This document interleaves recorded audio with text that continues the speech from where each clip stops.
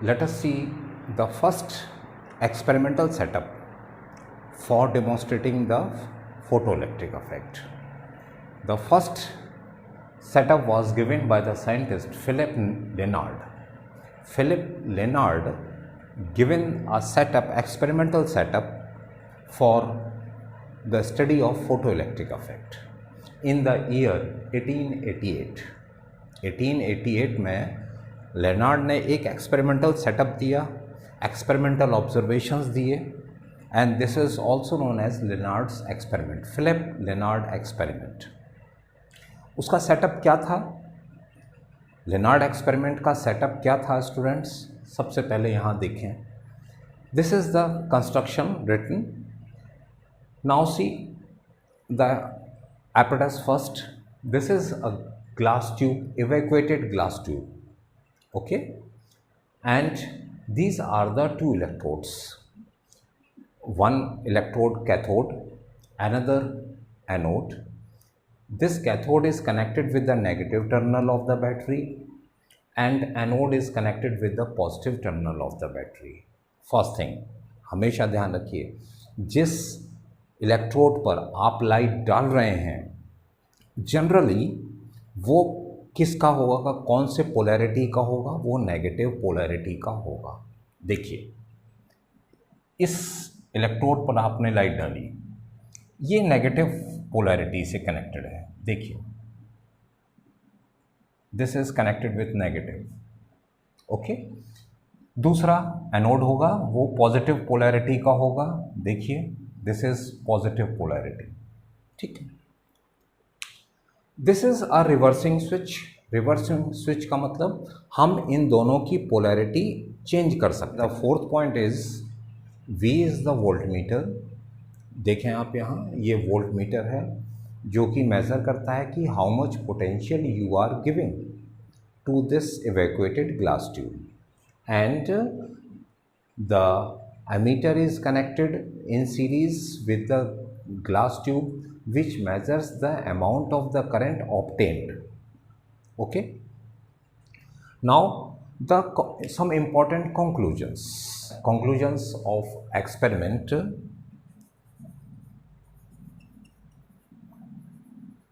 Important conclusion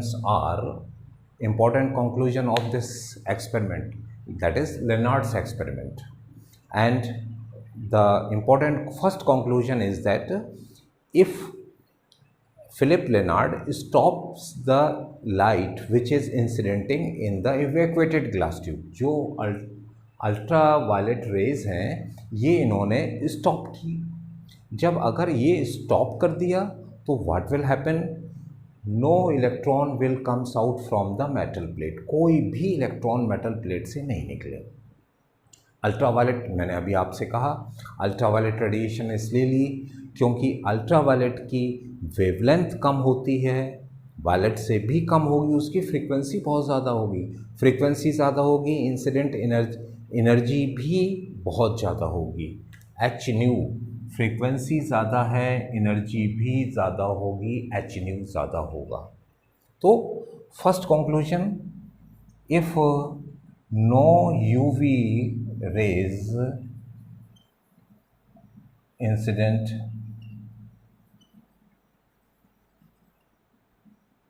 no current will obtained, no current will obtained, ठीक है। कोई भी करंट हमको नहीं मिली अगर कोई इंसिडेंट रेडिएशंस नहीं डाली तो। दूसरा जो इम्पोर्टेंट कंक्लूजन्स था, अगर अल्ट्रावायलेट की जगह हमने कम फ्रीक्वेंसी की लाइट डाली, उन्होंने कम फ्रीक्वेंसी की लाइट डाली, हमने उस पर मान लीजिए उन्होंने रेड लाइट डाली, रेड लाइट की वेवलेंथ ज़्यादा है, फ्रीक्वेंसी कम है, तो इसमें से कोई इलेक्ट्रॉन्स बाहर नहीं निकले। इसका मतलब क्या है कि there is a definite frequency, एक निश्चित फ्रीक्वेंसी ऐसी है जबकि वो फ्रीक्वेंसी इंसिडेंट करने पर ही इलेक्ट्रॉन्स बाहर निकलते हैं, और वो जो फ्रीक्वेंसी है, वो जो मिनिमम फ्रीक्वेंसी है जिससे इलेक्ट्रॉन मेटल प्लेट से बाहर आते हैं, that minimum frequency is called threshold frequency. जैसा अभी मैंने आपको यहाँ पर मैं डायग्राम बना के बताऊँ, ये एक मेटल प्लेट है, these are the electrons present in it, this is the light h nu. Now उनके अकॉर्डिंग, लेनार्ड के अकॉर्डिंग एक मिनिमम फ्रीक्वेंसी है, उसके ऊपर डालने पर ही इलेक्ट्रॉन्स बाहर निकलते हैं और वो फ्रीक्वेंसी कहलाती है थ्रेशोल्ड फ्रीक्वेंसी, एनर्जी कहलाएगी threshold energy. H nu not is the threshold energy, that is phi not. ये एक वो एनर्जी है जो कि मिनिमम चाहिए। For example 10 electron volt is incident photon की एनर्जी है, 3 इलेक्ट्रॉन वोल्ट थ्रेशोल्ड एनर्जी है।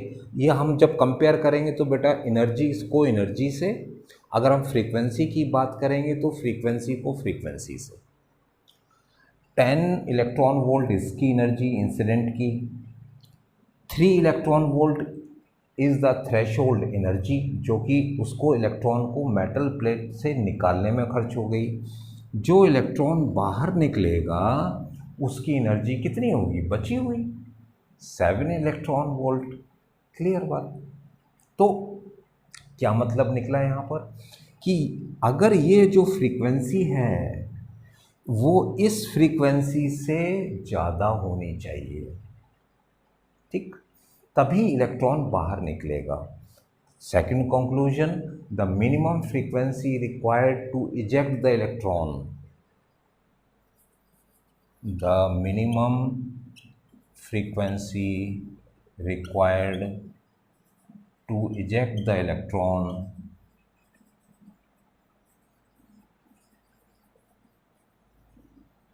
from the metal plate,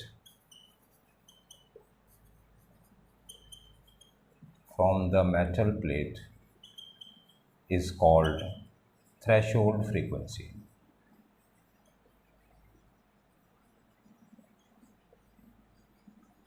ठीक है, क्या कहलाएगी वो, थ्रेशोल्ड फ्रीक्वेंसी कहलाएगी। Remember, very important thing.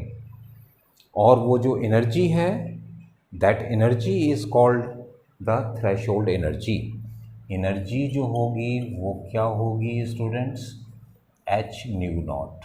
इसे क्या कहते हैं, threshold energy, threshold energy. Clear. इसके बाद फिलिप लेनार्ड ने एक फोटो इलेक्ट्रिक इफेक्ट की स्टैंडर्ड डेफिनेशन दी, and according to the Philipp Lenard, when a definite, a suitable frequency of light incident on the metal surface, then only electron will eject out from the surface. Okay, this phenomena is called the photoelectric effect. So I am writing out the now definition of photoelectric effect. Photoelectric effect definition is when light of suitable wavelength,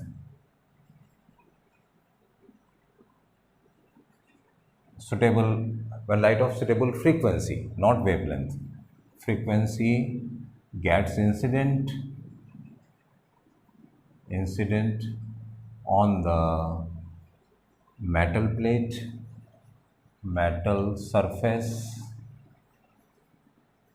then electrons ejects out. This phenomena is called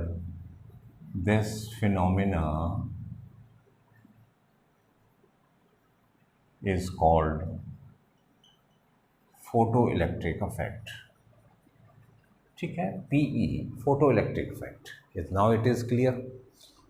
तो जो electron बाहर निकल रहे हैं उनको क्या कहेंगे, जो इलेक्ट्रॉन्स इजेक्टेड हैं उन्हें कहेंगे, क्या कहेंगे, photoelectrons. Okay, photoelectrons. और जो करंट मिल रही है बच्चों, जब ये इलेक्ट्रॉन कैथोड से नेगेटिव से पॉजिटिव की तरफ जाएंगे, सर्किट कंप्लीट होगा, जो करंट मिलेगी दैट करंट इज कॉल्ड, जो करंट ऑब्टेन्ड जो होगी वो कौन सी करंट कहलाएगी? Photo electric current. This current is called photo electric current. Okay, तो this is the process of photoelectric effect, first of all given by the scientist Philip Lenard in the year 1888. Now students, after this experiment we will study about some basic other observations observed by the Lenard and experimental study of the photoelectric effect by the as given by the scientist Lenard। तो जो और दूसरे observations क्या हैं, हम किन किन के बीच में ग्राफ बना सकते हैं, वेरिएबल्स क्या क्या हैं, ये सब अब हम स्टडी करेंगे, एक्सपेरिमेंटल स्टडी करेंगे। हम ये देखेंगे कि फोटो इलेक्ट्रिक इफेक्ट पर इंटेंसिटी के वेरिएशन से क्या फ़र्क पड़ता है, फोटो इलेक्ट्रिक इफेक्ट पर फोटो इलेक्ट्रिक करंट पर अप्लाइड पोटेंशियल से क्या फ़र्क पड़ता है। ये सारे वेरिएशंस अब हम एक्सपेरिमेंटल स्टडी में देखेंगे। और ये जो एक्सपेरिमेंटल स्टडी है, ये जो ग्राफ हैं students, these graph are very very important. Now first of all write it down. Experimental study of photoelectric effect, experimental study of photoelectric effect, PE, photoelectric effect. First of all, first graph or the first experimental study effect on photoelectric current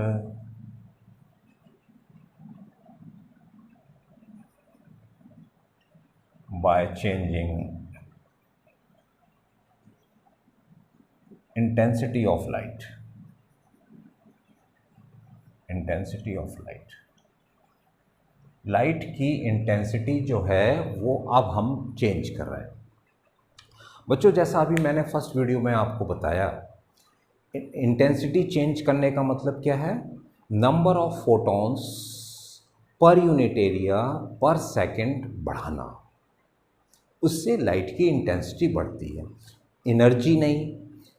for example I1 से 5 electron बाहर निकल रहे हैं, 5 photon आ रहे हैं, 5 electron बाहर निकल रहे हैं, इंटेंसिटी डबल कर दी। 5 फोटॉन जो आ रहे हैं अब उनकी जगह 10 फोटॉन आ रहे हैं, 10 फोटॉन आ रहे हैं तो इलेक्ट्रॉन कितने निकलेंगे, 10 बाहर निकलेंगे।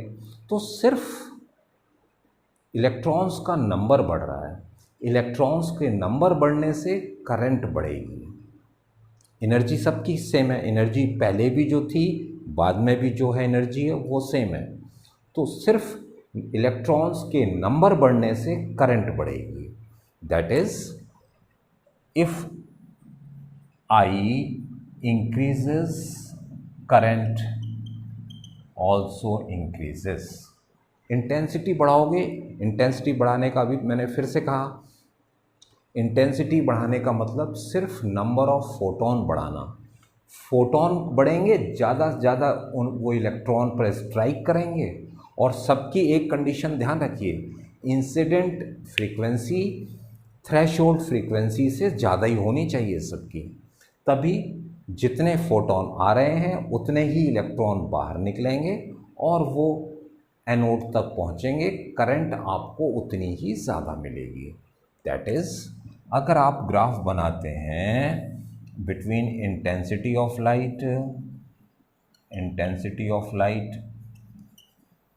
और करंट के बीच में, कौन सी, फोटो इलेक्ट्रिक करंट के बीच में अगर आप ग्राफ बनाते हैं, zero intensity means no photon are coming.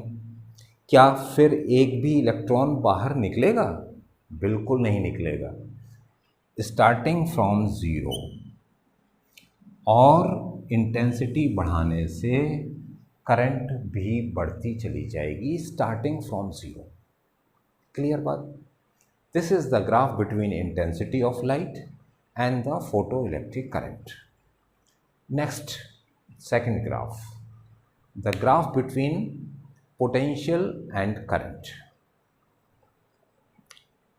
The second graph is variation of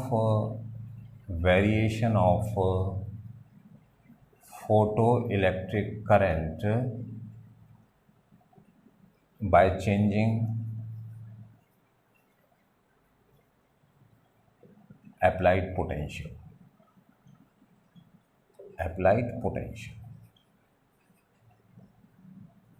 okay, applied potential. ये जो पोटेंशियल है रियोस्टेट से, अब हम इसको चेंज करेंगे। क्लियर बात? Now first of all, first condition, if V is zero, मतलब क्या हुआ स्टूडेंट्स? दोनों प्लेट्स के बीच में पोटेंशियल जीरो कर दीजिए। ठीक, पोटेंशियल जीरो किया। लाइट तो अभी भी इस पर पड़ रही है, प्लेट C पर लाइट पड़ रही है, उसकी फ्रीक्वेंसी थ्रेशोल्ड फ्रीक्वेंसी से ज़्यादा है। इलेक्ट्रॉन्स बाहर निकलेंगे और वो इलेक्ट्रॉन्स का मोशन कैसा होगा? जिगजैग होगा, और वो जिगजैग होता हुआ कहाँ पहुँचेगा बच्चों? जिगजैग, वो रैंडम मोशन होगा, और पूरे में, क्योंकि इनका पोटेंशियल कैसा है? ज़ीरो है। यूनिडायरेक्शनल तो होगा नहीं, क्योंकि इसके बीच में कोई भी पोटेंशियल आपने दिया ही नहीं स्टार्टिंग पॉइंट। इंसिडेंट लाइट आ रही है, इलेक्ट्रॉन्स बाहर निकलेंगे, लेकिन वो जिगजैग मोशन में पहुंचेंगे। इलेक्ट्रॉन्स ए पर पहुंचेंगे। क्या आपको करंट जीरो मिलेगी? नहीं, इलेक्ट्रॉन्स तो पहुंच रहे हैं, few electrons will be there. ठीक है, means what? If V is zero, few electrons reaches up to plate A, gives photo electric current. ठीक है, फोटो इलेक्ट्रिक करंट मिलेगी। नंबर दूसरा, इफ V इंक्रीजेस। अब आपने V बढ़ाना शुरू किया बच्चों, अब इस बात को ध्यान से सुनिएगा। V बढ़ाना शुरू किया, 10 volt, 20 volt, for example 100 photons आ रहे हैं, frequency threshold energy threshold frequency से ज़्यादा है, 100 इलेक्ट्रॉन्स बाहर निकले, 10 वोल्ट पोटेंशियल किया, 20 किया, 30 किया, ज़्यादा से ज़्यादा इलेक्ट्रॉन पहुंचेंगे। पोटेंशियल बढ़ाने से, पोटेंशियल दो प्लेट्स के बढ़ाने से इस रिहोस्टेट का C नेगेटिव है, A पॉजिटिव है, ज़्यादा से ज़्यादा इलेक्ट्रॉन पहुंचेंगे कि नहीं पहुंचेंगे? यस। और पोटेंशियल बढ़ाया, और ज़्यादा इलेक्ट्रॉन्स पहुंचे, और बढ़ाया, 90 पहुंचे, और पोटेंशियल बढ़ाया, 100 इलेक्ट्रॉन निकल रहे थे, 100 पहुंच गए, और पोटेंशियल बढ़ाया। बताइए, 100 से ज़्यादा पहुंचेंगे क्या? नहीं, निकल कितने रहे हैं? 100, पहुंचेंगे कितने? 100। पोटेंशियल और बढ़ाया, कितने पहुंचेंगे? 100। ओके, निकल ज़्यादा नहीं रहे हैं, कांस्टेंट लाइट इंसिडेंट हो रही है, कांस्टेंट इंटेंसिटी की है, सब अभी कांस्टेंट इंटेंसिटी है, कांस्टेंट एनर्जी है। क्लियर? एक पर्टिकुलर वैल्यू तक पोटेंशियल बढ़ाने से करंट बढ़ेगी। नंबर एक, if V increases current, photoelectric current increases up to a certain value, एक सर्टेन वैल्यू तक बढ़ेगी। क्लियर। फिर उसके बाद और पोटेंशियल बढ़ाया, सारे पहुंच गए, उसके बाद और बढ़ाया, तो क्या उनका नंबर बढ़ेगा? नहीं बढ़ेगा। फोटो इलेक्ट्रिक करंट कांस्टेंट हो जाएगी। Clear. Third point, on when all electrons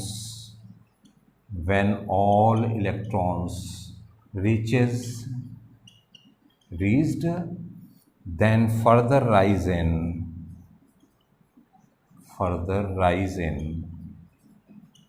V, current will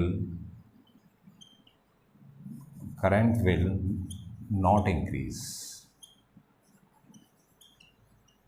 current नहीं बढ़ेगी। ठीक है, 100 इलेक्ट्रॉन निकले, 100 पहुंच गए एनोड पर, फिर उसके बाद और पोटेंशियल बढ़ाया, तो अब फिर पहुंचेंगे कहाँ? वो नहीं पहुंचेंगे, क्योंकि 100 निकल रहे थे, 100 पहुंच रहे हैं, फिर 100 निकल रहे हैं पर सेकंड, 100 पहुंच रहे हैं, 100 निकल रहे हैं, 100 पहुंच, तो करंट इसके बाद पोटेंशियल बढ़ाने पर भी करंट नहीं बढ़ेगी। This constant current is called photoelectric current is called saturated या saturation current।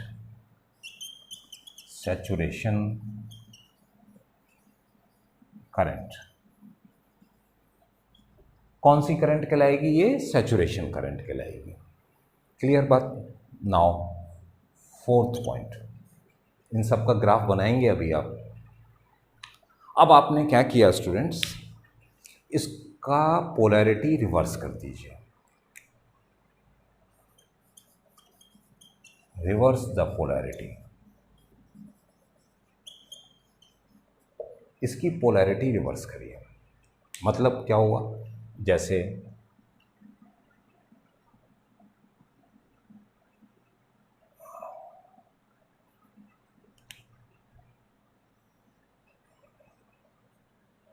अभी ये नेगेटिव था, हमेशा ये जनरली कैथोड नेगेटिव होता है, एनोड पॉजिटिव होता है। अब आपने इसकी पोलैरिटी रिवर्स कर दी, ये नेगेटिव कर दिया, सॉरी ये पॉजिटिव कर दिया, ये नेगेटिव होता है, अब आपने इसकी पोलैरिटी चेंज कर दी, इसे पॉजिटिव कर दिया और इसे नेगेटिव कर दिया। लाइट इसी पर डाली, रिवर्स पोलैरिटी कर दी। क्लियर। अब आप देखें, लाइट आपने डाली, इलेक्ट्रॉन फोटोन इंसिडेंट किए, इलेक्ट्रॉन बाहर निकले, और electron they reaches up to here and what will happen, इसकी पोलैरिटी अब कैसी है? नेगेटिव है। इलेक्ट्रॉन कैसा है? नेगेटिवली चार्ज्ड है। ये क्या इलेक्ट्रॉन इस तरफ अट्रैक्ट होगा? नहीं होगा, रिपल्शन होगा, और रिपल्शन की वजह से ये वापस इलेक्ट्रॉन कहाँ आ जाएगा? किस प्लेट की तरफ? अपने पॉजिटिव प्लेट की तरफ अट्रैक्ट होगा। क्लियर। रिवर्स पोटेंशियल बढ़ाइए। क्या कहा? ध्यान से सुनिएगा, रिवर्स पोटेंशियल बढ़ाओ। जब आपने रिवर्स पोटेंशियल बढ़ाया तो क्या ये पोटेंशियल बढ़ाया, रिवर्स पोटेंशियल बढ़ाया, ये इलेक्ट्रॉन यहाँ तक जाएगा, फिर वापस हो जाएगा। अब ये ज़्यादा दूर तक नहीं जाएगा, तुरंत अट्रैक्ट हो जाएगा। रिवर्स पोटेंशियल और बढ़ाया, ये गया और ये अट्रैक्ट हो गया। करंट कैसी होती जा रही है? कम होती जा रही है, ध्यान रखना। रिवर्स पोटेंशियल और बढ़ाया, एक समय ऐसा आएगा कि इलेक्ट्रॉन इसमें से निकलते ही वो अट्रैक्ट हो जाएगा, बाहर निकलेगा ही नहीं। इवन फोटोन आप इंसिडेंट कर रहे हैं, लेकिन ये पॉजिटिव पोलैरिटी है, और जैसे ही वो निकलने को होगा वो तुरंत उसमें क्या होगा? अट्रैक्ट होगा, इलेक्ट्रॉन बाहर निकल ही नहीं पाएगा। That potential means electron stop ejecting out, electron बाहर निकलना बंद हो गए। और अगर इलेक्ट्रॉन का बाहर निकलना बंद हो गया students, that reverse potential is called stopping potential. Clear बात? Reverse the polarity, the photoelectric current decreases.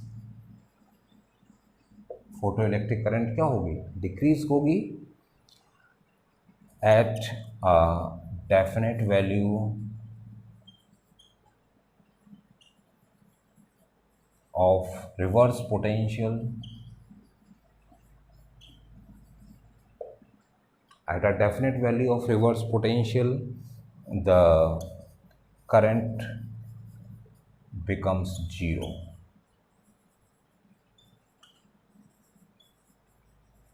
This potential, when the electron will not comes out, even उसके ऊपर क्या डाले जा रहे हैं, उस पर फोटॉन्स डाले जा रहे हैं, तब भी वो इलेक्ट्रॉन बाहर नहीं निकल पा रहा है, become zero. This potential is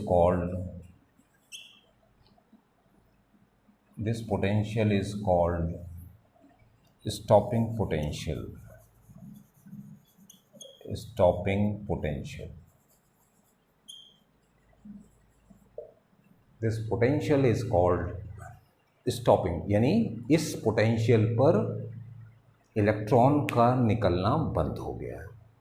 अब ये सारे पॉइंट्स आपके सामने हैं, आपको इनका ग्राफ बनाना है। एक बार आप फिर से देख लीजिए और साथ साथ लिख भी लीजिए। अब आप इन सभी पॉइंट्स की हेल्प से you have to draw the graph.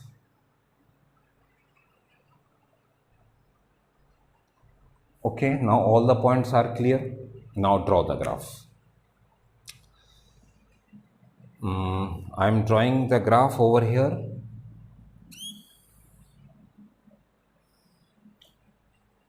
This is V, this is I. Clear? Now first point, if V is 0, few electron reaches up to the plate A. V 0 था, इलेक्ट्रॉन्स बाहर निकले, light डाली, photon डाले, electrons बाहर निकले, random motion हुआ और random motion की वजह से इलेक्ट्रॉन्स कहाँ पहुँचे? ए पर। ये पॉइंट आपको मिला, ठीक है। V0 पर करंट मिली। सेकंड पॉइंट, V बढ़ाया, photo electric current increases up to a certain value. V बढ़ाते गए, रिवर्स नहीं, डायरेक्ट। ये नेगेटिव था, ये पॉजिटिव था, रिवर्स तो यहाँ से शुरू हुआ, ये तो अभी ये नेगेटिव है, ये पॉजिटिव था। सेकंड पॉइंट पर V बढ़ाया, ज़्यादा से ज़्यादा इलेक्ट्रॉन पहुँचे, करंट क्या हुई? बढ़ती गई, ये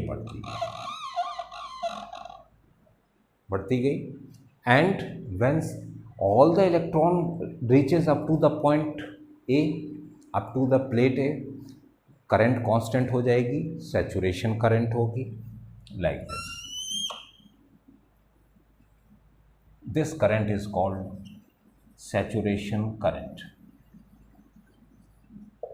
Saturation current, ठीक, will not increase and it becomes constant. देखिए constant हो गई। फोर्थ, द रिवर्स पोलैरिटी को रिवर्स कर दो, यानी अब हमको इस साइड जाना है, negative side. Photo electric current decreases at a definite value on reversing the potential. Reverse potential करते जाइए, पोटेंशियल रिवर्स बढ़ाते जाइए, करंट क्या होती जाएगी? कम होती जाएगी। देखो, और एक डेफिनेट वैल्यू आने पर, इस पॉइंट पर आने पर, एस पॉइंट पर आने पर करंट 0 है। This is called stopping potential. Stopping potential, this is the reverse potential. इस बात का ध्यान रखिए, this is the reverse potential. It is the reverse potential where the electron emission stops. Even हम उस पर क्या डाल रहे हैं? फोटॉन्स डाल रहे हैं, इसके बाद भी उस प्लेट में से इलेक्ट्रॉन बाहर नहीं निकल रहे हैं, उन सब की फ्रीक्वेंसी ज़्यादा है थ्रेशोल्ड फ्रीक्वेंसी से, इसके बाद भी इलेक्ट्रॉन नहीं निकल रहे हैं, उस रिवर्स पोटेंशियल को हम कहते हैं कौन सा potential? Stopping potential when current is zero. Now draw the graph.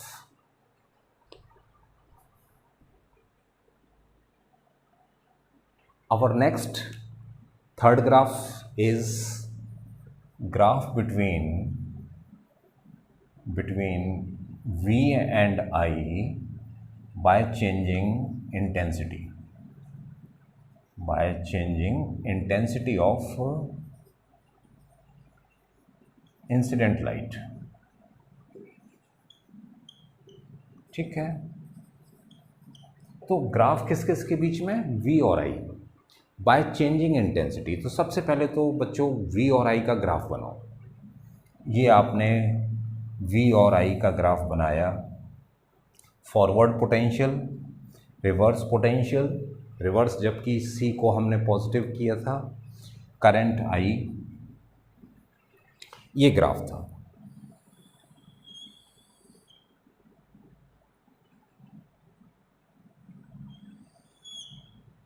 ठीक, ये ज़ीरो। अब हमने क्या किया? इंटेंसिटी बढ़ाई। अब ध्यान से सुनिए, इंटेंसिटी बढ़ाने से क्या बढ़ रहा है? केवल इलेक्ट्रॉन्स का जो फोटॉन्स इंसिडेंट हो रहे हैं प्लेट के ऊपर, उनका number of photons incident per unit area पर सेकेंड। तो फोटॉन्स का नंबर अगर बढ़ता है बच्चों, तो ज़्यादा से ज़्यादा इलेक्ट्रॉन बाहर निकलेंगे तो हमको करंट बढ़ेगी। और एक बात का ध्यान रखिए, सिर्फ इंटेंसिटी बढ़ाने से नंबर बढ़ेगा, उनकी एनर्जी पर कोई फ़र्क नहीं पड़ेगा। अगर पहले ये यहाँ तक जा रहे थे तो इंटेंसिटी बढ़ाने से सिर्फ ज़्यादा से ज़्यादा यहाँ तक पहुँचेंगे, फिर वापस आ जाएंगे, एनर्जी पे कोई फ़र्क नहीं पड़ेगा, केवल नंबर बढ़ेगा। नंबर बढ़ने से करंट बढ़ती है, इस बात का ध्यान रखिए। नंबर बढ़ने से सिर्फ करंट बढ़ेगी, ये करंट बढ़ेगी केवल, स्टॉपिंग पोटेंशियल पर कोई फ़र्क नहीं पड़ेगा क्योंकि एनर्जी नहीं बढ़ रही है। Intensity increases means only number increases, energy will not increase. Remember this line. This is for I1. If you will increase the intensity of light, this is I2. What does that mean?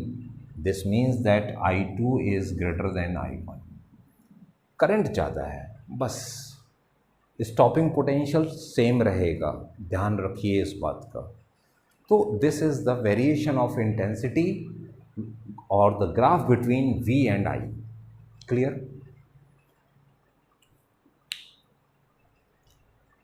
Next graph between V and I by changing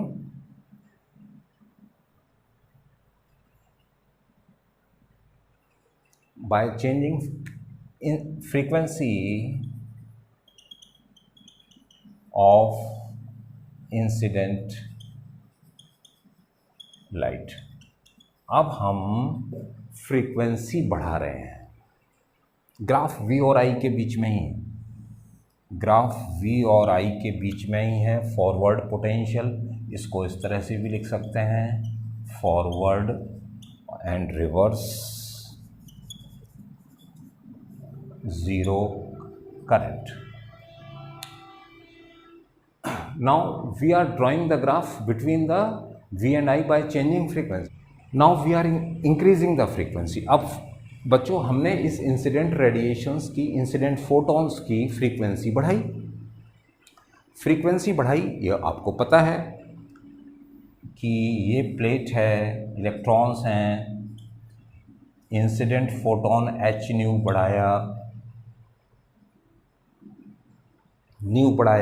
h new बढ़ गया, threshold frequency तो constant रहेगी, threshold energy भी constant रहेगी, ये बढ़ाने से जो इलेक्ट्रॉन बाहर निकल रहे हैं, हाफ एम वी स्क्वायर जो एनर्जी है इलेक्ट्रॉन की वो बढ़ेगी।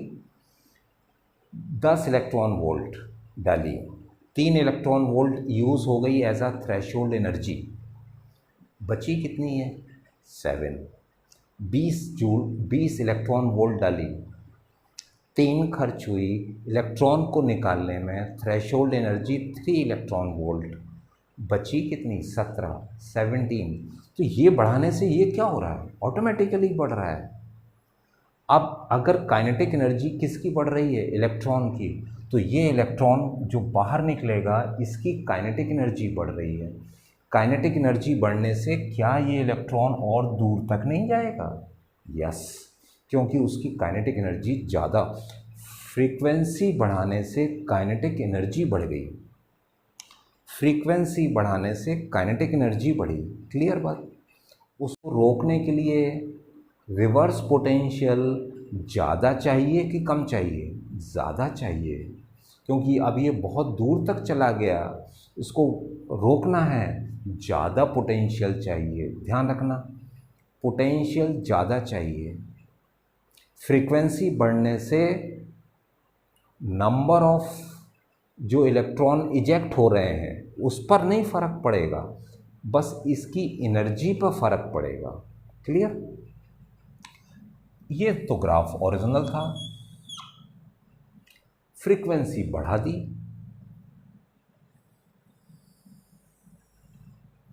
फ्रीक्वेंसी और बढ़ा दी, क्या मतलब हुआ, μ1 μ2 μ3, क्या मतलब हुआ इसका, μ3 is greater than μ2 is greater than μ1। μ3 सबसे ज़्यादा है, सबसे ज़्यादा फ्रीक्वेंसी, उसको रोकने के लिए स्टॉपिंग पोटेंशियल देखिए सबसे ज़्यादा है। μ1 सबसे कम फ्रीक्वेंसी है, इसको रोकने के लिए स्टॉपिंग पोटेंशियल सबसे कम। तो फ्रीक्वेंसी बढ़ने से बच्चों स्टॉपिंग पोटेंशियल बढ़ता है, करंट नहीं बढ़ेगा।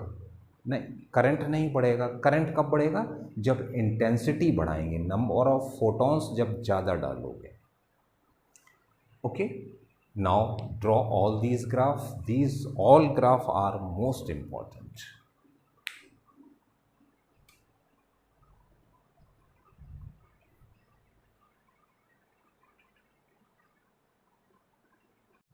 Next, fifth graph is, students, graph between stopping potential and frequency. Graph between V naught मतलब stopping potential and supplied frequency mu, ठीक है, इंसिडेंट फ्रीक्वेंसी और mu, incident frequency mu and stopping potential. Students यहाँ से आप देखें इसको फिर से, see this, if this is the metal plate, okay, electrons are there, this is h nu incident energy, mu incident frequency, कितनी energy इसको निकालने में खर्च हो गई, h nu नॉट, एक इलेक्ट्रॉन को एक फोटोन के द्वारा कितनी एनर्जी खर्च हो गई, h nu नॉट, बची कितनी, वो किसको दी जाएगी, इलेक्ट्रॉन को, इलेक्ट्रॉन को निकालने में खर्च हो गई। फॉर एग्जांपल 10 इलेक्ट्रॉन वोल्ट थी, 3 इलेक्ट्रॉन वोल्ट निकालने में, इलेक्ट्रॉन को मेटल सरफेस से बाहर निकालने में 3 इलेक्ट्रॉन वोल्ट यूटिलाइज हो गई। रिमेनिंग 7 इलेक्ट्रॉन वोल्ट किसको दी जाएगी, कोलिजन, इलास्टिक कोलिजन के बाद वो जो इलेक्ट्रॉन बाहर निकलेगा उसको दी जाएगी और उसमें एनर्जी आएगी हाफ एम वी स्क्वायर। तो ये जो h न्यू है वो कितने पार्ट्स में डिवाइडेड हो रहा है, कुछ एनर्जी तो उसको निकालने में खर्च हो रही है, it is use to take out the electron from the metal surface, remaining energy is transfer to the electron, बची हुई एनर्जी इलेक्ट्रॉन में ट्रांसफ़र हो जाएगी। तो H nu is divided into two parts, H nu not plus half m v square. Is it right? सही लिखा हुआ है। Applied energy is threshold energy में यूटिलाइज हो गई और remaining energy will be given to the electron, और उसमें कौन सी एनर्जी आ जाएगी? Kinetic energy, half m v square, और h nu minus nu not is equals to half m v square. Clear बात? And half m v square maximum energy है, maximum energy, और वो किसके बराबर होगी? That can also be written as electron volt. Maximum is the stopping potential. Maximum potential जो applied potential है, जब वो स्टॉप होता है तो इसका मतलब वही एनर्जी तो इलेक्ट्रॉन की होगी, that is H nu minus nu not. अब आप इसको यहाँ देखें, ये कांस्टेंट है, ये तो मेटल की कैरेक्टरिस्टिक है। कोई एक मेटल ले लिया तो म्यू नॉट फिक्स हो गया, ई फिक्स है। अगर म्यू बढ़ाना शुरू किया, ग्राफ देखें आप,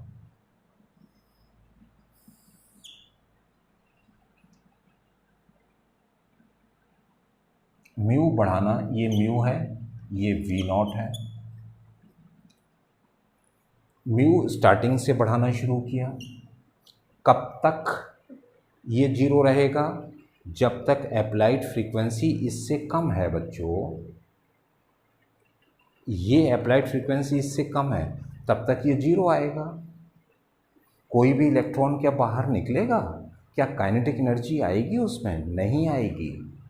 अप्लाइड फ्रीक्वेंसी अगर कम है, थ्रेशोल्ड फ्रीक्वेंसी ज़्यादा है, तो वो तो इलेक्ट्रॉन बाहर निकल कैसे पाएगा? No, it will not comes out, it will not comes,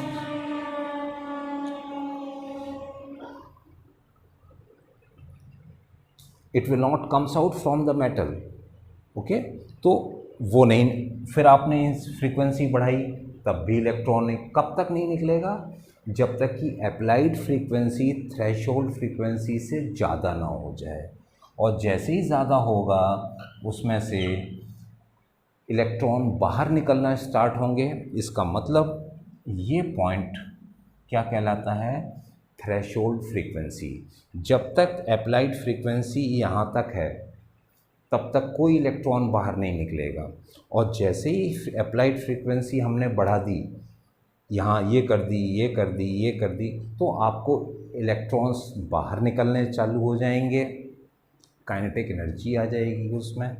this is the graph showing the relation between the frequency and the stopping potential. Okay.